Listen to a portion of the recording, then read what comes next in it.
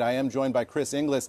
He is the White House's national cyber czar, and he is also a former Air Force Brigadier General and former Deputy Director of the NSA. So, Chris, you've seen this problem from every aspect. Thank you for being with us this morning. Hey, man, it's good to be with you this morning. I want to start out, if we can. We saw a number of websites of airports across the country being defaced this morning. Some of those websites came down.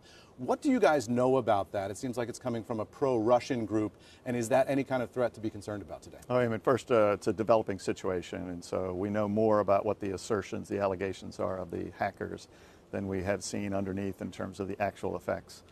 I think the airlines and the airports who are dealing with this have shown so far that it's a defacement, it's a disruption, of course serious for the person who's trying to get some accurate information about what's happening at the airports, but there's no disruption to the critical services underneath that. I think that what we've seen so far is that the airports have prepared themselves for situations like this. They're working their way through it. The airplanes continue to run as they should with those services, no disruption. One of the things that this sort of reminds us of is the fear that we all had at the beginning of the Russian invasion of Ukraine. A lot of people thought we were going to see a big cyber campaign from the Russians aimed at the West, aimed at the United States. We didn't see that for a variety of strategic reasons, perhaps on Putin's part. But you wonder now that we see Putin in retreat, is that a likely scenario again? Are we going to see a Russian organized cyber threat against the United States now? Yeah, so of course we knew that's in Putin's playbook. It's certain part of the Russian playbook, but we've not yet seen them exercise that play. I think that we weren't so much afraid of that, but we were mindful of that, and we have prepared accordingly. Both the private sector, the government has worked together to create the resilience and robustness and to be on the front balls of our feet to see that coming. So far, we've not. One of the things you said in the conference this morning that I thought was so interesting was that it may be that cyber offense is a little bit harder or more difficult than we thought it was, and maybe the idea of Putin using that offensive capability isn't as easy for him as we might have thought. What have we learned so far in this Ukraine campaign? Well, I think if you examine what we've seen in the physical domain, that it's harder for Putin to exercise a coordinated, synchronized set of attacks than he might have imagined. I think you can lift and shift that into cyberspace. It's harder to do that in cyberspace than it looks. That being said, we're still liable for sucker punches. Yeah. We still have aspects of our critical infrastructure that are not well defended in terms of the investment that's been made over the last 40 years, or our kind of mindfulness in terms of what's actually happening at the moment. So I think that we can have some confidence that it's harder than it looks, but we're not out of the woods. We still need to make sure that we're watching. So what would you say is the greatest threat from the Russians in terms of a cyber campaign against the United States at this point?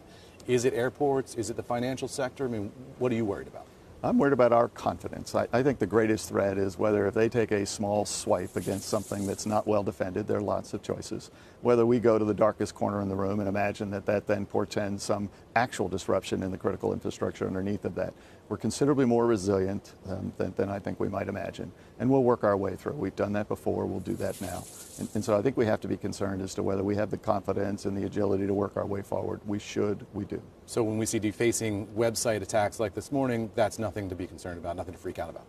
I would say we should be concerned about it. We should address that. We should make sure that those services are restored, but we should make sure we discriminate between that and an actual threat to critical services. We're just about a month away from the midterm elections. What do you see as the threat landscape there? Because we've seen, 2016, 2020, we've seen foreign adversaries coming after the U.S. election system. Are we going to see that again this fall? Yeah, we know that there are foreign adversaries that are attempting to affect our confidence in the election system, a free and fair, open election system. But just last week, kind of our Department of Homeland Security and the FBI issued a communication broadly to the American people saying there's no evidence to date and there's no evidence into the future that there's any viable threat against the actual conduct of an election.